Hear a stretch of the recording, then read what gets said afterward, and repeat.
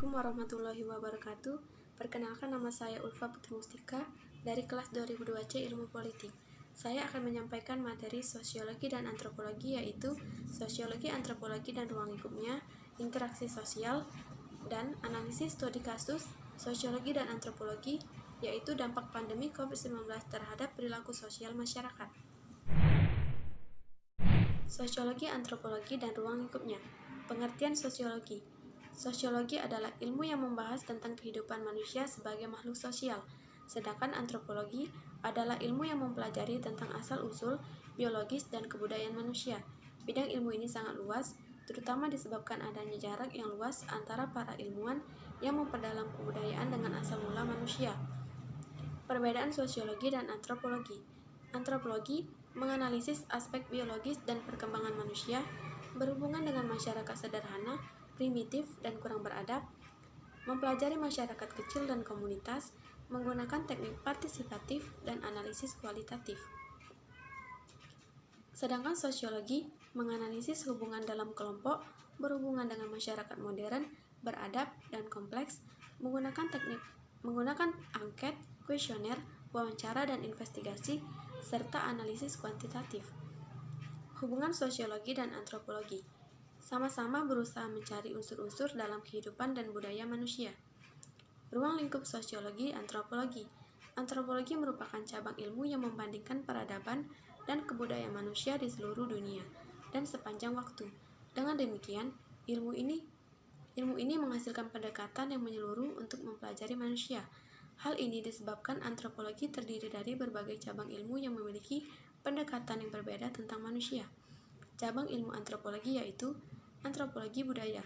Antropologi budaya atau antropologi sosial mempelajari asal mula, sejarah, dan perkembangan kebudayaan manusia. Arkeologi.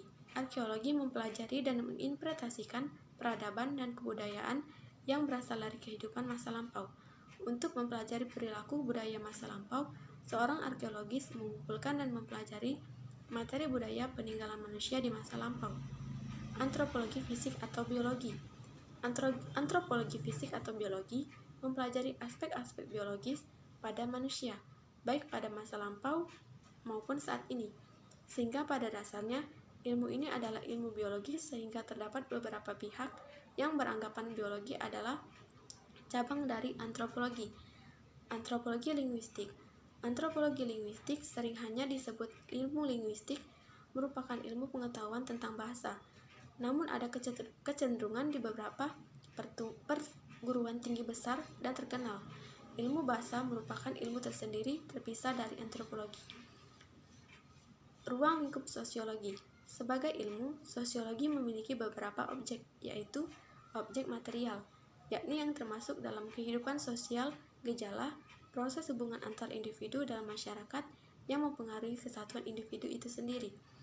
Objek formal, yakni manusia sebagai makhluk sosial dan manusia-manusia serta proses interaksi yang muncul dari interaksi manusia tersebut dalam masyarakat. Objek budaya, yakni faktor yang mempengaruhi interaksi manusia dalam masyarakat. Objek religi, yakni faktor yang dapat memicu interaksi sosial dalam masyarakat dan mempengaruhi hubungan antar manusia dalam masyarakat. Salah satu topik sosiologi dan antropologi yaitu interaksi sosial. Interaksi sosial adalah hubungan timbal balik sosial berupa aksi saling mempengaruhi antara individu dan individu, antara individu dan kelompok, antara kelompok dan kelompok. Ciri-ciri dari interaksi sosial yaitu jumlah pelaku 2 orang atau lebih, adanya komunikasi antara pelaku dengan menggunakan simbol atau lambang, ada suatu dimensi waktu yang meliputi masa lalu, masa kini, dan masa yang akan datang, ada tujuan yang hendak dicapai sebagai hasil dari interaksi tersebut. Selain keempat di atas, interaksi sosial harus terjadi dengan adanya 2 syarat, yaitu kontak sosial atau interaksi sosial komunikasi berupa pembicaraan, gerakan fisik, atau sikap. Jenis-jenis dari interaksi sosial. Ada 3 jenis interaksi sosial dalam masyarakat, yakni interaksi individu dengan individu dapat bersifat positif maupun negatif. Contoh interaksi positif adalah kegiatan ibu membantu anaknya belajar. Contoh negatif adalah peperangan atau perkelahian antara 2 kelompok atau negara. Interaksi individu dengan kelompok terjadi ketika seseorang pelatih sepak bola menerapkan strategi pertandingan dengan para pemainnya. Nantinya para pemain akan sekali bertanya dan mengajukan usulan. Interaksi kelompok dengan kelompok. Misalnya persatuan pemuda dari berbagai daerah bertemu untuk membahas acara Kongres Pemuda Nasional. Semua kelompok akan mengajukan saran acara yang ingin ditampilkan. Analisis studi kasus, sosiologi dan antropologi. Dampak pandemi COVID-19 terhadap perilaku sosial masyarakat. Virus corona jenis baru atau yang disebut sebagai COVID-19 sampai saat ini masih melanda berbagai negara di dunia termasuk Indonesia. Seperti yang kita ketahui bahwa COVID-19 pertama kali muncul di Wuhan, ibu kota provinsi Hubei, China, pada akhir tahun 2019. Dengan adanya pandemi COVID-19 ini secara langsung mengubah perilaku sosial masyarakat di seluruh belahan dunia, tak terkecuali di Indonesia. Perilaku sosial menurut Elizabeth Harlock menekankan pada kemampuan orang-orang dalam kehidupan bermasyarakat.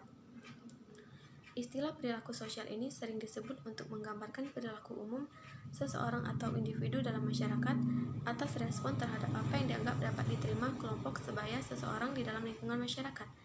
Dengan adanya pandemi COVID-19 di Indonesia, perilaku sosial seseorang atau individu berubah drastis dalam interaksi mereka dalam berkehidupan sehari-hari.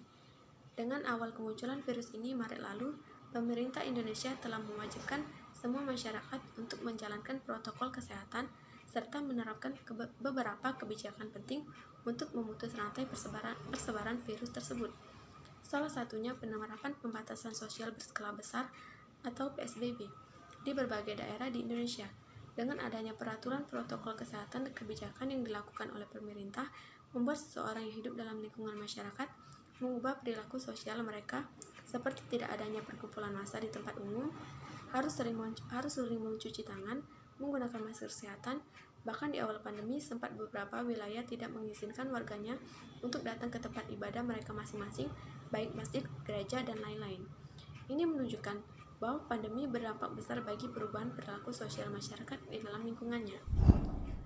Demikian materi yang dapat saya sampaikan. Wassalamualaikum warahmatullahi wabarakatuh.